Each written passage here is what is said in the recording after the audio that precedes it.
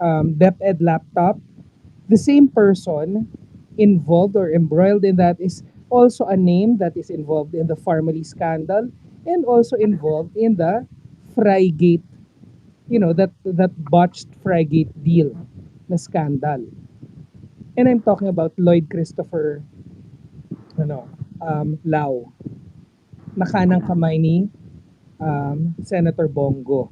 His name figures prominently in all of those schemes and scandals. Yung sa Frygate, after ma-realize na parang it was a scam, it just quietly disappeared. And then Pharmally happened. And while that was happening, kinasuhan na yan, yung Frygate.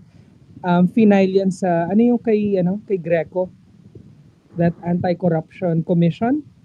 Mm. And then the claim was when they were having the hearing during the Pharmally Senate hearing, sinabi niya na parang, but I wasn't aware. No one informed me that a case was filed against me in Greco Bellica's office. I mean, I have no personal, I have no personal ill feelings against Greco. Greco's a very nice guy. We're actually friends, but politics is a different creature altogether, and we're different in politics. When we look at each other through political lenses, it's very different. Lines are drawn kasi. But, personally, he's a nice guy. And then, when the DepEd laptop scam or scandal exploded, Mm. the same person is involved in that. So ako talaga, hindi na pwede. I can't let that slide anymore because, personally, much too much. And of course, it cannot be discounted na parang he belongs to the Davao faction in Malacanang. Aside from the fact na kanang kamay siya ni Bongo, 'di ba? When he was SAP, vis-a-vis the PMS secretary of Duterte. Yusek yata, if I'm not mistaken, si Lau ng PMS during the time of Bongo there.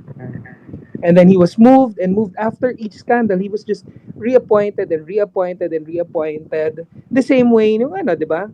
Among the many other scandals involved yung Duterte administration, like excessive travels, excessive budget in travel. Kasama na dyan yung, pinsa ni Hanilet, di ba? Who was removed from her position because of excessive budget in travels. Duterte's entourage of 400 people when he would travel during his 19-man tour in his first year. Merong umabot ng 400 na entourage. Di ba? So, and many, many, many other scandals. I just wanted to connect it to that para we don't digress from PhilHealth and the Pharmally one. Pero tuhog kasi. Same person is involved in all of those scandals. That's it. Thank you. Okay. Si gamer din sa political, but just to put it to perspective, well, actually si Marcos din yata nag-raise hand, but just to put it in a different perspective din, recently kasi there's several things din that are still being discovered and you might hear of it sometimes. For example, in pet peeve ko, which is the fiber optic that you could use, ginawang water tubo ng tubig. And someone thought that was a good idea. Okay? Gamer. Correct. Yes, nabanggit ni Kaki yung High-tech frigate ang puta. issue. Kasi tinignan, we were, I was, ano to? Paano sorry, nawala ako dun eh. Hindi naman kasi purchase ng Duterte administration yung frigate eh. It was the previous administration's, purchase. So, hindi ko rin siya nagigets kung bakit involved si Bongo dyan sa issue na yan before. They're just waiting for the delivery. Hindi naman sila yung nag-purchase niyan. So, bakit siya involved dyan in the first place? And second dun sa Pharmally, hindi ko rin pa rin, isa rin, yung purchase dan, sinasabi nila na overpriced yung purchase. I believe during that time, everything was expensive. Kasi, kahit, if I remember it correctly, yung purchases before, it was like, sabi natin supposedly like 4 pesos or originally before the pandemic. Nagpo-purchase kami dito ng same item before ng almost 28 pesos la siya per item. So kung ganun kamahal siya, so po, di ganun din yung purchase din nila. Ito parang expensive din dahil kakulangan doon sa supply. I don't know if I may be wrong. Kasi Okay. yeah, if you go back to the dates that they purchased those items, it was really expensive. So paano nila masasabi na parang it was overpriced? Ang weird lang kasi nung issue na yun eh. And then hindi tapos ikukulong yung resource people. That's kind of stupid for the Senate to do that. They don't have the right to do that even. Ang weird lang.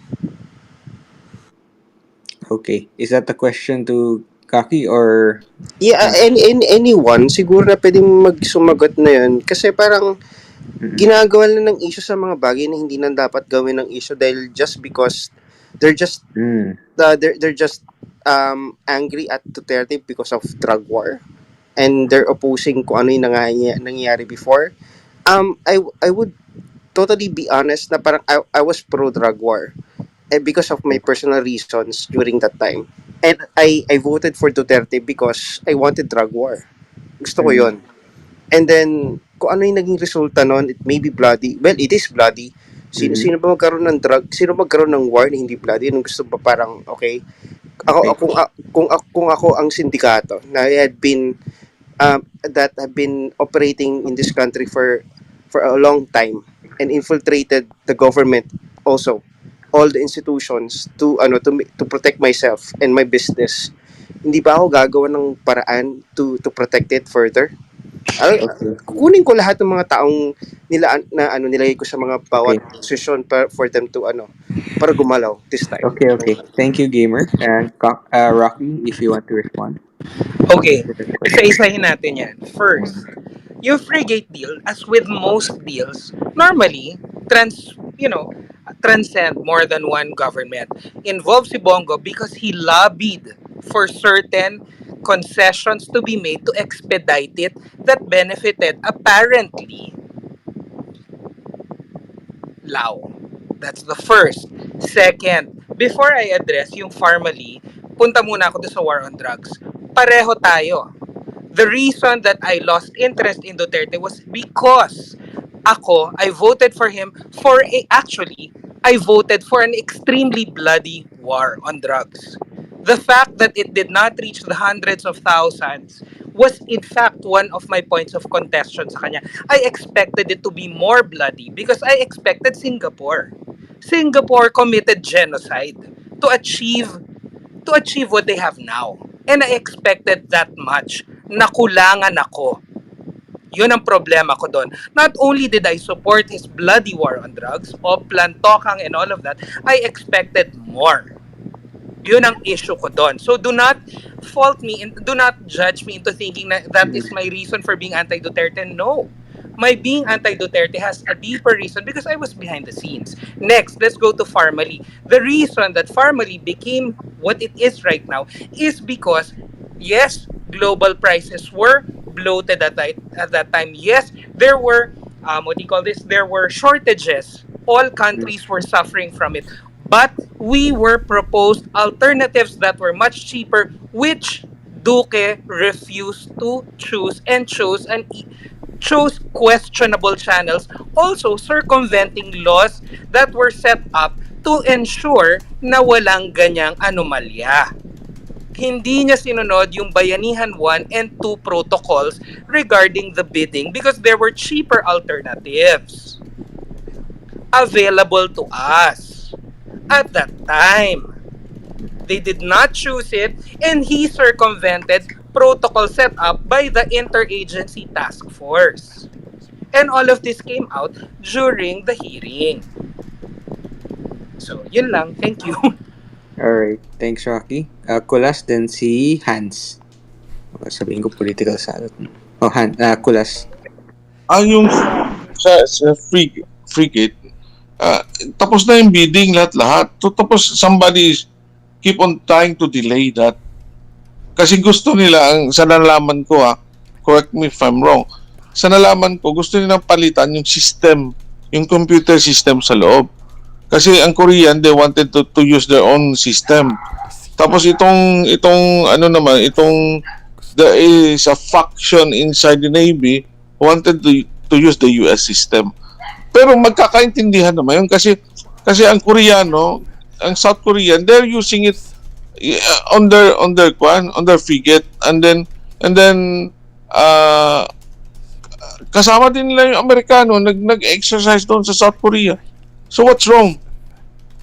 So kaya nung nakita ng explanation ni Bongo, sinabi niya go ahead. Ibig sabihin pa-deliver mo na. Pero yung bidding noon tsaka awarding that's before Duterte administration. No? Tapos yung sa Pharmally naman, yung sinasabi nila, okay, why don't they question Garin? Kasi the same set of equipment, the same items. Yung sa panahon ni Garin, 3,500 ang bili nila. Sa Pharmally, 1,900, something like that. So why question 1,900? Di ba? Yan lang sa akin. Tapos si Gordon, kasi mag-re-elect siya or you want to go on a higher office. Kaya ginamit niya yun as platform niya. Which, doon siya nagkamali. Dinatalo siya. Thank you. Thank you, Sir Colas. So, unless anyone you would like to talk after Hans, we give po enough time for people to have closing statement sa buong space kasi we the hard stop na dapat after. So after Hans, you can prepare your closing statement about anything that we talked about tonight. Go ahead, Hans. Go Hans. Sorry, tungkol sa sasabihin ko. So okay lang na may gusto lang akong sabihin na rebut dun sa mga sinabi nila. Okay lang ba 'yon? Or baka mag-off topic na ako or I'm staying on this topic for too long. Yeah. Sure. What rebut yung parang may gusto ako sabihin sa Pharmally at saka dun sa sige, Drug go War. ahead. Go. Okay lang Yun ba yun. yan? Okay, sige.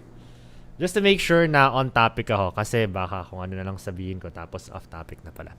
Anyway, tungkol dun sa Pharmally, I don't think it's wrong not to buy the medicine just because it was cheaper. I mean, I guess as a standard, yun yung recommended. Kasi kung effective naman talaga siya, edi mura din, edi good, di bilhin. Pero may mga dahilan kung bakit ayaw nila bilhin yun.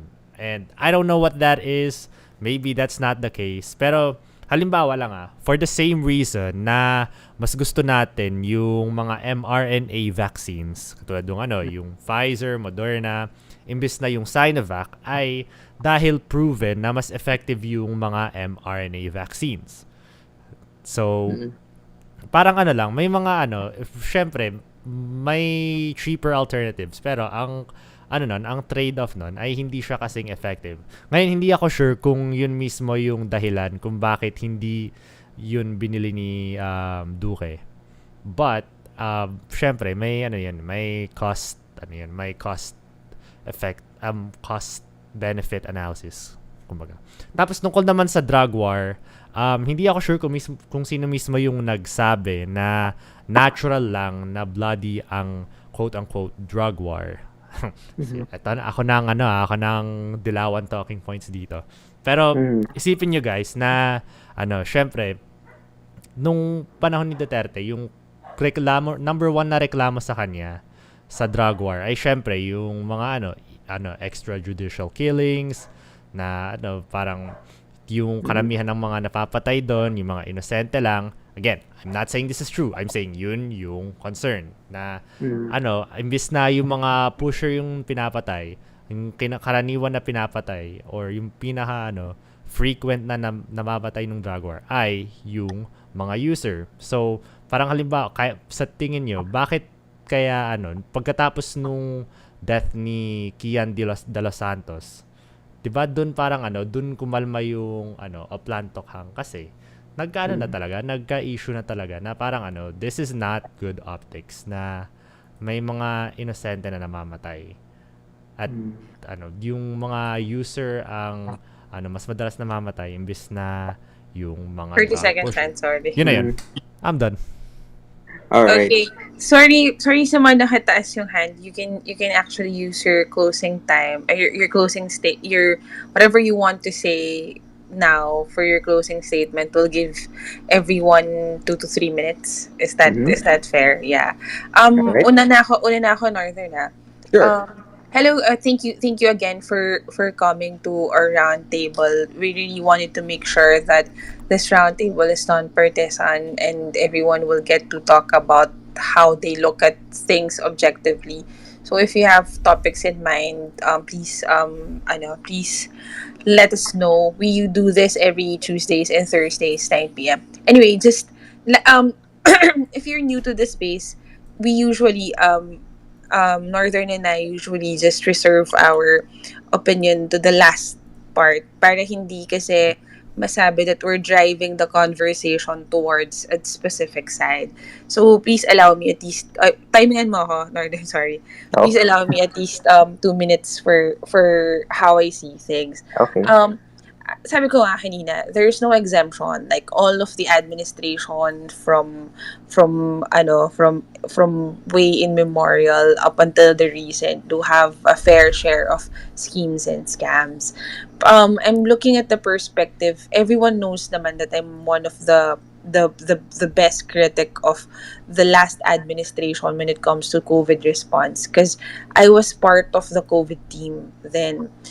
What I can say about the Pharmally issue and everything encompassing like the expired all of the scams related to the COVID response, it does us it did us injustice in a lot of ways kasi hindi lang naman siya a matter of how much it is it's when was that delivered, the quality of those yung pa yung mga nag-expire na din, the medicine, the PPE, amongst other things. And that for me, sobrang sakit niya. Up until now, I do have PTSDs of how things were handled during the Duterte time, and I can defend how I see things anywhere and with anyone because I have all the data, I have everything, the chronological order, how things should be, and I think I'm being fair by saying all of those things to in front of you or Duterte supporters. But again, I also recognize bilang the resident Nilawan here that there are also schemes and scams during the Pinoy administration, during the GMA administration, and the ERAP administration. And we can only just learn from it na parang, okay, now we're talking about all of these schemes and scams during this administration. I remember Taya saying na parang wala naman napupunta sa court, wala namang Ready? resolution. Yeah. So, sorry, last na. So, si Michael Yang was in that was found guilty sa Blue Ribbon Committee pero wala naman ding case after that. Maybe in the future for some sort of pala nito para lang magkaroon ng ngipin everything that we are doing, maybe yun yung hingin natin na resolution sa mga politicians that we have. Yes, Northern, ikaw na lang magsabi kung sino na next, pero Okay, I okay. think everyone should speak. Okay, okay. Si Gamer, Kulas, then Eric. Again, closing statements. Yes. So, ever since I've gotten into politics and learned more about politics, and then able to listen to people who knows kung ano yung nangyayari inside and mga ganun mga kwento aside from the kwento. Siguro tama yung sinabi din ni Just, parang we need more teeth sa law natin in implementing kung paano makasuhan yung dapat kasuhan. And then I, I I don't know if there's something wrong with our laws kung paano. I think there's something wrong with our laws and also with the lawmakers din themselves kung paano nila ginagawa to and how they implement it. Kasi as far as I'm concerned, with all of the scams that we've talked about, wala pa naman talaga na napapatunayan at nakakasuhan at nagstay sa kulungan, which is very, very bad. Ah, Sabi nga ng isang sikat na attorney na lagi pinapakinggan, we have good laws, but we're very, very poor when it comes to implementing. And siguro kung may isang bagay na gusto kong mangyari during my lifetime, alam ko suntok sa buwan, maging parliament tayo. I've seen kung paano magbakbakan yung mga tao sa parliament, UK parliament to be specific. Gusto mag self-destruct yung mga politicians natin if they're so bobo, or kung hindi talaga sila equipped for that, and then para mapalitan. Kasi as much as we wanted to have like a good government in general, kung same people lang naman din yung andyan sa gobyerno, wala naman din tayo mapapala eh. Hindi ko rin din mabibili yung mga botante kasi same people lang naman din yung boboto din nila. And even if hindi mo sila iboto, by default, pananalo pa rin sila. So, it is um, nakakadismaya. Every time na may ano botohan, parang lagi ako nadidismay sa listahan na parang sila na naman. Wala naman ng bago, parang wala ko nakikitang ginawa nitong taong to. Parang and then same people na nakikita mo na lang sa TV, they keep walang sariling opinion and all that. But yeah, hopefully I'm hoping that something will gonna change. I know mahirap gawin to, and we've already done that last previous administration. Mahirap tanggapin yung pagbabago din minsan.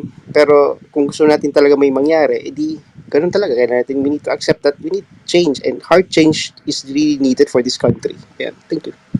Okay, thank you, Gamer. Circulas, then Eric. Itong lately there was a go for Chacha, no. But there are two things that bakit ayaw ko na sumuporta ng Chacha. Yung pinasukan ng yung correct movement, yung FDI na 100% sa all sectors. Kaya I begin to not to support the Chacha during the Duterte's time, tsaka ito ngayon, no? And the other thing is that, okay, gusto ko rin ng Chacha, bakit? Kasi tayo lang yung pinakabubong bansa na yung foreign diplomatic relation natin sa isang bansa, nilagay natin sa constitution. Yung relasyon natin sa US, nilagay natin sa constitution. Napanan vague, tapos saka na lang palisi-palisi na lang yung relasyon mo sa ibang bansa, no. Yung sa akin naman, yung Pharmally political lang talaga yun sa tingin ko, kasi mas mura ang pag-purchase, pero kahit sa kontra yung pag-purchase ni Garin. Kaya lang Duque was trying to protect Garin. Kaya during the time of I'm a very big supporter of the Duterte administration, but I was against Duque. Sa totoo lang, siya ang pinaka-bullshit ko na tao nakita sa administrasyon ni Duque. Si Bongo merong flaws, pero hindi ganun kala. Kasi wala namang perfect na tao eh. 'Di ba? So si Duque talaga ang pinakakulelat doon.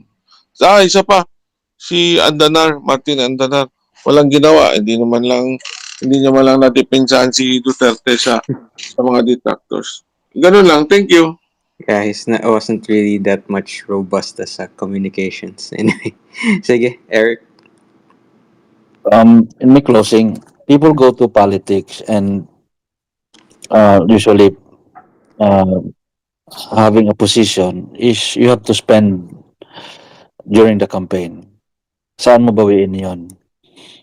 Remember that.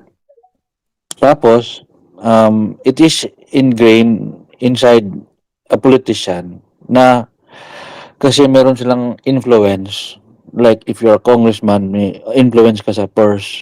If you're in the executive, like mayor to governor to the president, meron silang power na mag-execute ng ginawa ng legislatibo, lalo na sa appropriation. Ultimately, matetempt sila sa paghawak ng pera. Meron naman din kasing mga kababayan natin na palagi lang naghihingi, lalo na't nananalo. That's the realities on the ground. And saan kukuha yung mga mayor, congressman, kundi sa bulsa ba nila? Hindi naman. So, naturally, meron talagang mga scams na mangyayari. Hindi lang natin maano na ganong magnitude dahil um, hindi nakaapekto sa lahat. Kunyari itong SO6, yung yung sibuyas, um, naapektuhan tayo lahat kaya naging scam. Itong Pharmally, itong tawag nito, yung sa frigate, meron kasing ambit of emergency or crisis. Pag meron yan, diyan papasok yung mga scam. Dahil merong tawag nito, exemption. Kasi merong emergency, merong crisis. And it's up for the lawmakers to do something about it. Andiyan naman yung mga batas natin, andiyan naman yung yung COA. Ang COA rin walang ginagawa kundi mag-report lang na gano'n na hindi man lang dapat sana ano na yun, motu proprio, kaso na agad. Eh wala. I filed a complaint against a congressman before and it was thrown into the dustbin. Na klaro na masyado. Mm. Thank you. All right. Thank you, Eric. Rocky. First off, I want to congratulate our host and co-host this evening and all of the other people involved in setting up something like this. It's very, aside from being enlightening for the attendees, it's impressive that what I've realized is that you have created a space where people can actually be moderate. People can actually express ideas that are not purposefully offensive or not really attacking other people, but just really an exchange of ideas, and that is worth a congratulations. um I like the idea also that I think, I don't know if anyone actually already summarized this, but one of the key points that I think could be gleaned from everything that we discussed this evening is that everyone, I think, actually agrees that there is corruption, there is graft in all in and scams and schemes in all governments. And for all of us who are who are who are passionate defenders of each of our favorite president, we all always will claim that it is the people around them who perpetrate or commit these crimes, diba? And I will of course concede that also, because I also have a favorite presidents, actually favorite president, the two Marcoses, diba? Syempre pahabol na rin dyan si ERAP because of my my closeness to the family. But it's something that we always have to remember, that these things happen, and that ako kasi I'm a little more pragmatic with regards to these things, na if a greater percent of the national wealth goes to actual progress and the prosperity of the Filipinos, okay na ako doon. Ako nga, kaya nga babalikan ko lang yung drug war kasi kanina, na parang, because that was why I voted Duterte. In fact, I was willing to fall on a sword for that. I was willing to be a casualty of the drug war for as long as we actually succeed in that war on drugs.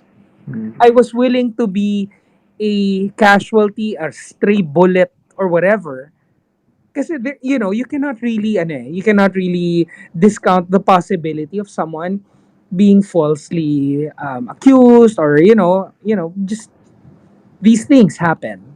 And I was willing to be that casualty just so that we succeed in the war on drugs. So I just wanted to make that point. Also that um Ang ano ko lang, I wanted to leave with this, na parang, what I noticed, kasi mga sinasabi nila, especially with ERAP, na parang, he fell because of the people around him, the ones who had personal interest and all of that. And it seemed as though he wasn't able to reel them in or rein them in. Um, I think why I really am amazed with what my president, Bongbong Marcos, is doing is that what he has done with all of these people, would be potential cronies, is that he made it legal and regulated it. Instead of these people trying to, to make a buck under his government, what he did was he brought them with him to his trips abroad. He brought, ano ba, what does billionaire.com call them? Magnificent Seven, is that what they're called? Instead of, them making these deals, riding on his coattails underground, what he did was he brought them to the foreground, he brought them in the spotlight, and he's now regulating them and using them to make money for the country. I think we should look into all of those things, regulating things that can benefit the country. What we may perceive as controversial should be studied and considered. And regulating them might be the better way than, than making them illegal. That's it. Thank you. All right. Thank you, Rocky. Vince, you want to say a few words? And please raise hands yung mga gustong mag last uh, Thank closing you, statement. Sir Rocky. Vince, you want to speak? Wait, yes. Hi, Hi everyone. Vince. Hey, Vince. Hi everyone. Hey. Okay, sorry. Kudos to Jaspala and Eric for this wonderful space where everyone can be heard and galing galing galing. Proud of you guys. Um, Sorry I missed all of it. You see some space because I mean it's 11, it's 12 noon here and I have some meetings. So That's all right. sa recap lang sa nuclear, tama si Sir Eric, Ka Eric, Kuya Eric, regarding sa continuous supply ng cold water. We need that. But for me kasi mahal tayo ng Diyos eh. I mean, I'm okay with Cory canceling the whatever contract that she had with our government that we had with regards to the nuclear. Reason being was if you remember, we had a huge earthquake in Luzon back in the 90s. So that happens for a reason, probably. I don't know, but uh, I think Corey and his and her team made that decision to whatever information that they had at that moment regarding like the Chernobyl disaster, something like that. And that disaster was actually really real. I have an office mate 5 years ago, 10 years ago, who died of spinal cancer, and she was a Ukrainian immigrant sa Canada. So, and she lived near Kiev. So, because one of the, I mean, her families, they have a routine cancer check because of that. So for me, I think it's a good timing na ituloy yung nuclear planning for now. I think because of those disasters, they made it uh, safety features. May mga safety features din mga nuclear plants right now, nuclear fusion. I think one of Elon's looking at is a portable nuclear plant, something like that. I don't know how that works, but yeah, this is really interesting times. With regards to I think there's one here, Kaloy, and can't remember now. There's one here, Marcus. Is Marcus here? My fellow bashmate in EDSA DOS. I was part of the EDSA DOS, but I made some mistake around that time. That's probably another topic. And to everyone, thank you. For me, because I believe in Filipino spirit. I mean, I'm a yellow supporter as well, just like Just. Sabi nga what would Ninoy do? Ninoy went back to 1983 to talk to Marcos, where everyone said Marcos will not listen, but he still believed that Marcos will listen to him. So that's for me. Thanks, everyone. All right. Thank you, Thank you, Vince. Vince. Salamat. Thank you, thank you. Thank you, Vince. Biang? Thank you. Guys, isang magandang space again. Alam niyo naman, supporter niyo ako. Anyway, regarding sa scam, walang isang admin na magsasabi na mas marami kayong scam, mas maraming scam tong isa. Why? Kanina I posted something about corruption. Philippines being one of the most corrupt countries in the world. And yet, hindi natatapos yung corruption. 'Di ba? And yet ako bilang isang BBM supporter, I'd like to think na finally yung corruption natin medyo titigil na yan because what BBM said before, corruption is a human condition. So what does it mean? Hindi ko pwedeng i-account lang sa isang tao na naging corrupto dahil corruption tao, hindi ganon. Kasi it's a condition na overwhelming, kunyari yung sa isang environment na magawa niya yung pagko-corrupt. So, yun nga, may mga options siya kung maging corrupt siya or hindi. Kaya nangyayari yung mga scams na yan, kasi nandun sila sa condition na talagang, okay, ang daming pera, di ba? Pero hindi nila matanggihan yung corruption na yon kasi it's in the environment. Now, ba't siya nangyayari din? Kasi hindi nagiging accountable yung mga tao. May na-prosecute na ba? So if we only rein these people by giving them stiffer penalties, makulong man sila or kung ano man yung ibigay sa kanilang judgment, dapat nakikita natin yon immediately. Diba? Since hindi natin siya nakikita namin napaparusahan, so these things keep on happening. So, ayun nga, from, ano ba, saan tayo nag-start ba? Kay FEM, no? Ng Or scams. Oo, nag-start tayo dyan.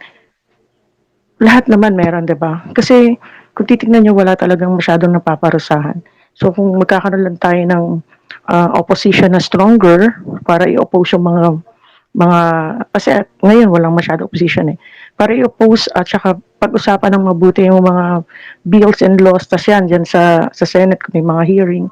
And then kung magkakaroon lang ng mga judgment na stiffer talaga, probably maiiwasan din yan. Kasi meron naman tayong press freedom eh. So kung ano man mga lumalabas sa scams, nakikita din naman agad ng mga tao. But hindi masyado nakikita kung sino yung mga napaparusahan. Ayun lang, thank you. And good night. alright, thanks Biang. Hans, meron ka ba? Kasi full circle na tayo.